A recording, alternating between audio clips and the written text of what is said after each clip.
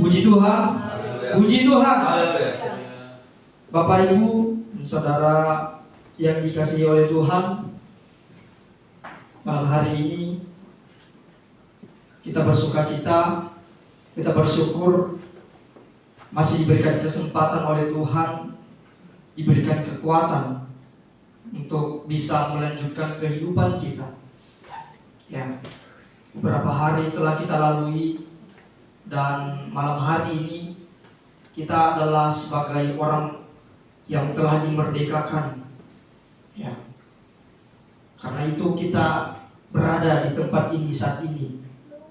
Ya, malam hari ini mari kita segera baca firman Tuhan di dalam Lukas pasal 24.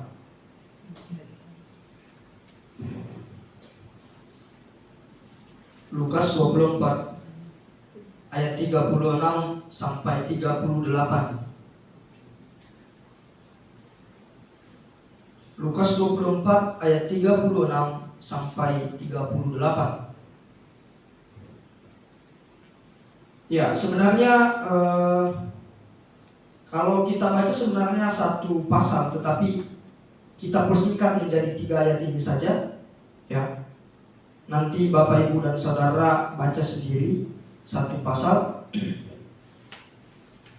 Lukas 24 ayat 36 sampai 38, demikian firman Tuhan.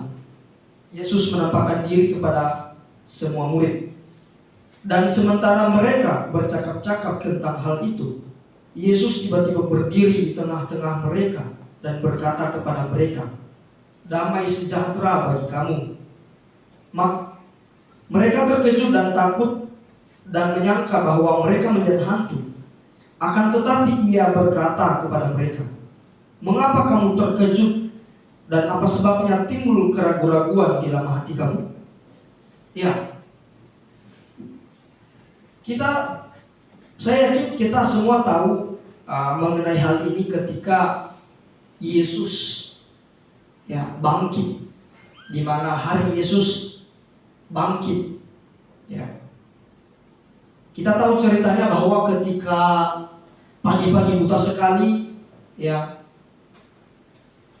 ada perempuan yang melihat, yang mau datang ke kuburan Yesus untuk melihat mayatnya, ya, dengan tujuan untuk meminyaki, ya, untuk meminyaki. Dan kita tahu bahwa ketika mereka datang itu, mereka datang bukan dengan datang karena melihat apakah memang Yesus benar-benar keluar dari situ, tetapi mereka datang dengan hati yang kurang percaya. Ya, kita tahu bahwa orang-orang ini, ya, murid-murid Yesus, para pengikutnya semua, bahkan perempuan-perempuan ini yang mendatangi Yesus, yang mendatangi kuburan Yesus ini, adalah orang yang bersama-sama dengan Dia, orang yang bersama-sama dalam pelayanan Yesus, orang yang bersama-sama dalam perjalanan yang sangat panjang, melalui berbagai rintangan, tantangan, ya, bahkan mungkin sesuatu yang mengancam nyawa mereka, bersama-sama dengan Yesus. Mereka bersama-sama dengan Yesus mengalami dan menyaksikan banyak mukjizat. Ya, banyak yang telah Yesus lakukan untuk menyatakan kasih-Nya, untuk menyatakan kekuasaan-Nya. Ya, bahkan Yesus sendiri, ya, mengajarkan secara langsung kepada mereka. Ya, Yesus sebagai guru yang agung secara langsung mengajarkan kepada mereka berbagai hal. Ya, terutama untuk menguatkan iman mereka, untuk meneguhkan iman mereka. Ya. Tetapi apa yang terjadi? Ya, tetapi apa yang terjadi kita lihat, ya, bahkan sampai sudah saatnya hari kebangkitan Yesus, ya, yang dimana Yesus telah jelaskan, Yesus telah katakan bahwa di hari ketiga aku akan bangkit. Bahkan ketika sudah di hari tersebut, mereka pun masih memiliki keraguan-keraguan.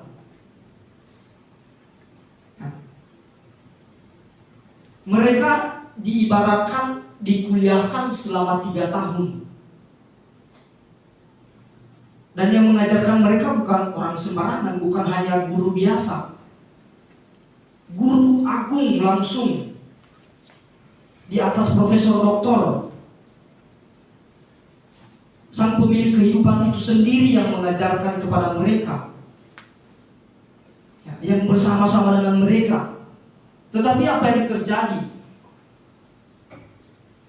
Mereka masih memiliki keraguan-keraguan, bahkan sampai di titik ketika di mana tiba saatnya hari di mana Yesus bangkit, mereka memiliki keraguan-keraguan. Ya. Inilah yang terjadi kepada mereka pada saat itu. Ya. Apakah 3 tahun tidak cukup untuk membuat mereka bisa percaya, benar-benar percaya sepenuh hati kepada Yesus? Mengapa demikian? Apa yang salah? Ya. Bahkan Yesus sendiri bertanya kepada mereka, ya, ketika ia menyatakan dirinya di ayat yang ketiga yang kita baca tadi, mengapa kamu terkecut dan apa sebabnya timbul keraguan-keraguan di dalam hati kamu? Mengapa? Apakah kebersamaan kita, apakah yang setelah 3 tahun engkau menyaksikan aku mengajarkan engkau, tetapi engkau masih ragu-ragu?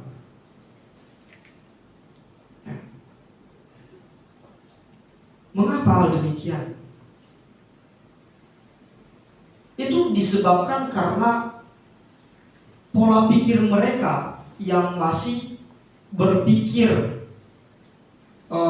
sesuai dengan keinginan mereka. Karena cara berpikir mereka yang mereka gunakan adalah cara berpikir yang lama, yang dimana mereka mengharapkan Mesias datang sebagai raja, ya, sebagai raja yang membawa pedang, yang membawa kemenangan atas mereka.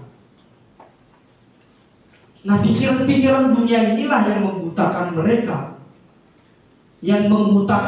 sehingga mereka tidak sepenuhnya percaya kepada Yesus.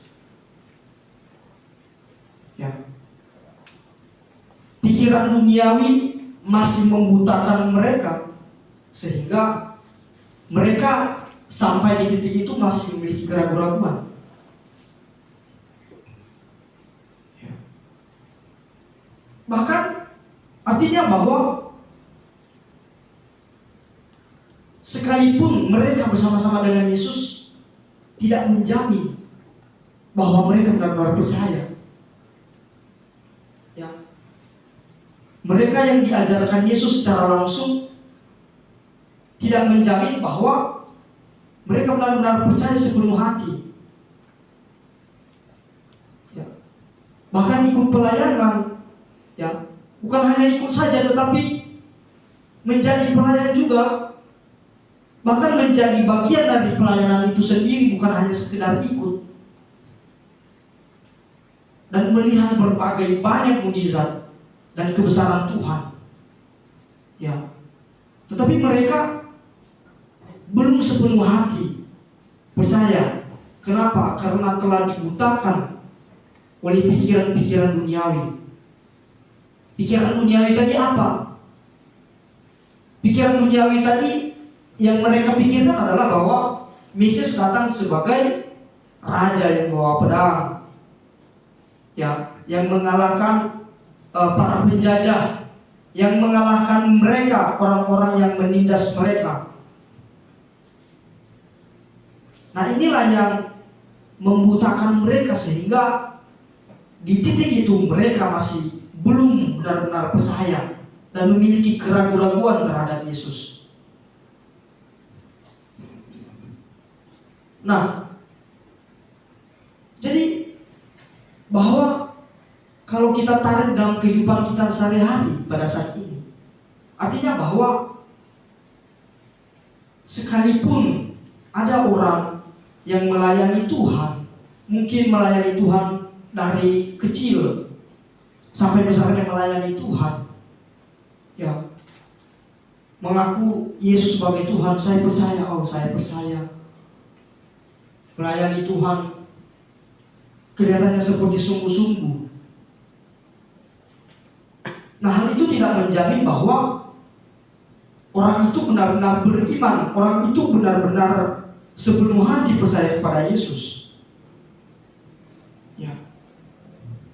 Orang yang melayani Tuhan di depan altar ini bukan jaminan bahwa ia adalah orang yang benar-benar memiliki iman, yang memiliki kepercayaan sepenuh hati kepada Tuhan.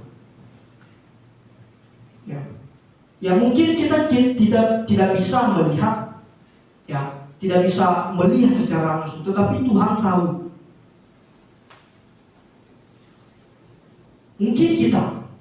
Mungkin kita sendiri, ya. Banyak orang yang dengan giat melayani Tuhan, tetapi ketika diperhadapkan dalam satu permasalahan, tantangan hidup, apa yang terjadi? Nah, apa yang terjadi? Misalnya putus asa, kecewa, bunuh diri, menyalahkan Tuhan, menyalahkan keadaan, menyalahkan orang lain. Nah, ini mungkin sering terjadi di dalam kehidupan kita. Ya. Karena cara berpikir yang lama, cara berpikir yang masih duniawi membutakan kita. Seperti apa sih percaya itu seharusnya? Apakah kita hanya sekedar percaya, oh Yesus Tuhan?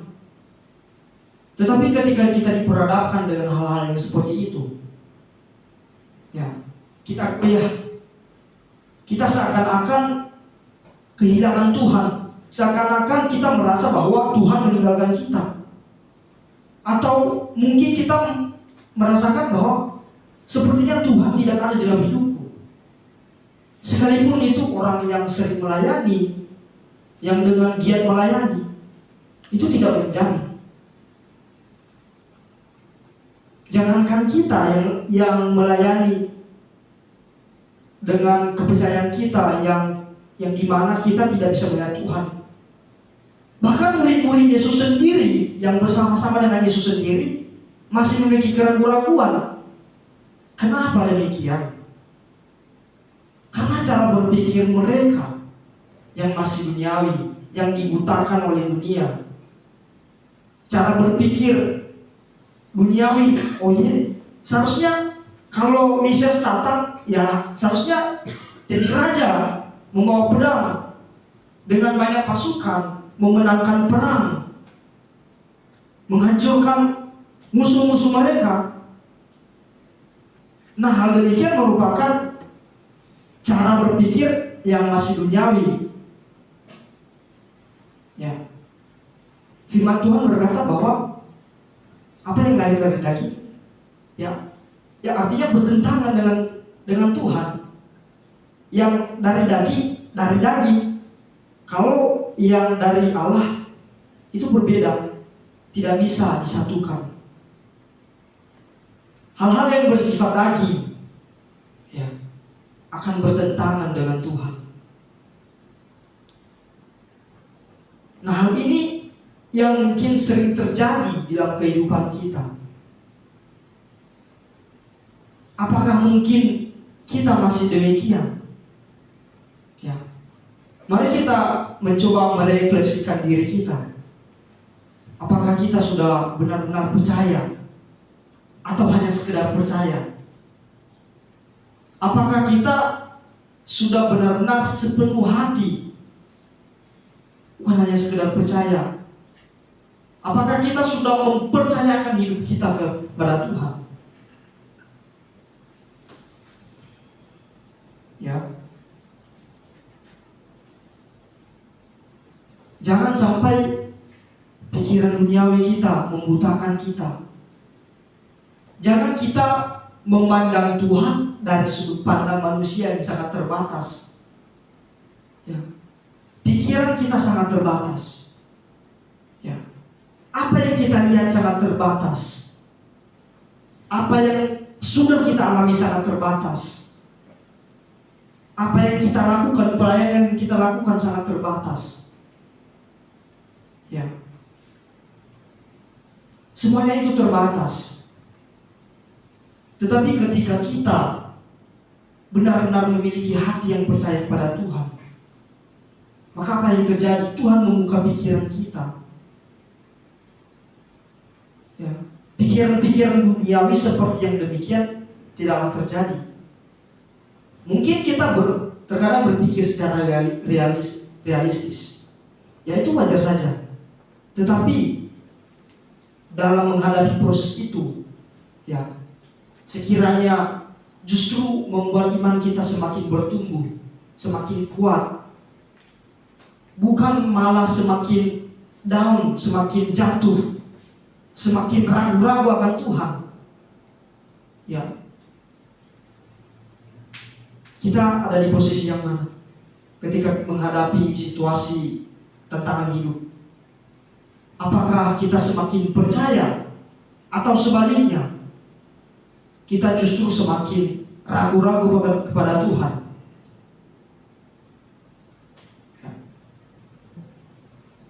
Mari kita belajar dari hal ini, bahwa jangan sampai pikiran dunia membutakan kita. Ya. Yang terjadi kepada murid-murid Yesus dan semua pengikutnya adalah kebutaan secara rohani. Mereka memang secara fisik melihat Yesus. Mereka memang secara langsung menyaksikan Yesus dengan segala perbuatannya yang ajaib dan menjadi bagian dari pelayanan Yesus sendiri.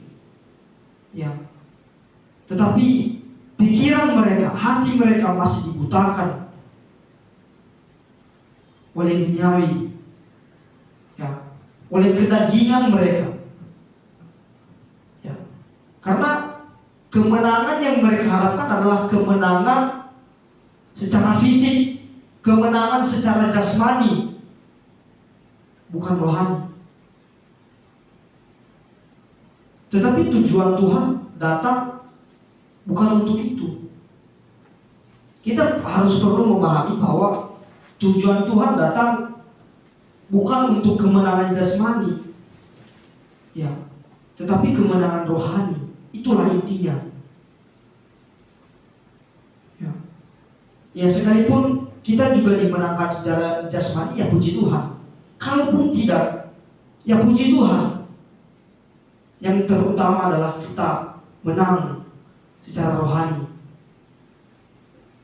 Ya, kita dimenangkan, kita dimerdekakan oleh Tuhan.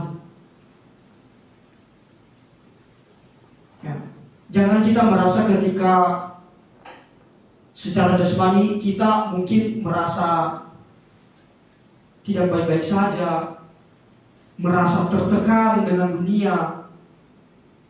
Ya, tetapi ketika hati kita benar-benar menaruh harapan kepada Tuhan, ya maka kita tetaplah seorang pemenang. Ya, kita boleh kalah secara jasmani, kita boleh kalah dalam dunia ini, tetapi jangan sampai kita kalah secara rohani. Karena yang menjadi raja kita adalah Tuhan, bukan manusia.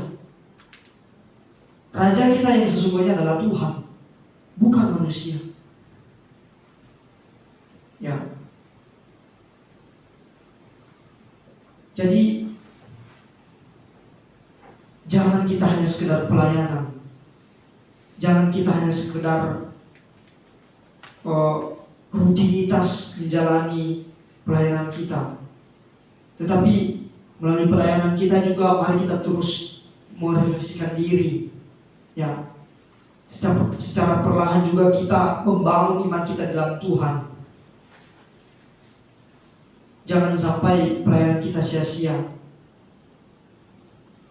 Jangan fisik kita melayani Tuhan tetapi hati kita tidak melayani Tuhan. Karena ibadah yang sejati itu berasal dari hati. Karena ibadah yang sejati itu seluruh aspek kehidupan kita, bukan dari aktivitas fisik yang kita lakukan, bukan hanya terbatas dari pelayanan fisik yang kita lakukan, tetapi hati kita melayani. Ya, kita melayani secara fisik, secara dunia, dan hati kita juga benar-benar melayani. Ya, hati kita benar-benar melayani Tuhan. Jangan kita membiarkan pikiran dunia membutakan kita. Jangan kita memandang Tuhan sepertinya rencana Tuhan ini buruk sekali. Jangan kita menganggap bahwa ini rencanamu apa Tuhan? Kenapa Engkau membiarkan aku? Ya, tetapi justru di dalam pelayanan yang kita lakukan, tantangan hidup yang kita hadapi, justru biarlah semakin membuat kita kuat, semakin kita menyadari bahwa Tuhan yang memenangkan kita. Ya, Tuhan yang bersama-sama dengan kita. Jadi Bapak Ibu, Saudara yang terkasih dalam nama Tuhan Yesus, mari kita benar-benar dengan sepenuh hati kita jangan ragu akan Tuhan. Ya, saya teringat dengan perkataan Pak Pendeta Pierre Harifa yang pernah mengatakan bahwa iman yang kuat adalah iman yang meragukan imannya, atau iman yang mempertanyakan imannya. Ya, secara logika masuk akal bagi saya. Kita boleh meragukan, kita boleh mengkritis iman kita, tetapi dalam artian melalui keraguan kita itu kita mencari tahu, kita lebih dalam ingin mengenal Tuhan, bukan justru makin ragu-ragu. Justru keraguan-raguan yang kita miliki, kita jadikan landasan kita untuk mengenal Tuhan lebih dalam. Ya, saya setuju dengan perkataan Pak Pendeta bahwa kita perlu meragukan iman kita. Kita perlu mengkritis iman kita. Tetapi bukan berarti dari keraguan-raguan itu menjadi semakin ragu, tidak. Tetapi dari keraguan-raguan itu kita jadikan dasar kita untuk semakin lebih dalam ingin mengenal Tuhan. Sehingga dari keraguan-raguan itu menjadi iman yang kuat di dalam Tuhan. Ya. Jadi kiranya firman Tuhan malam hari ini memberkati kita, menguatkan kita. Tuhan memberkati. Puji Tuhan. Haleluya. Saya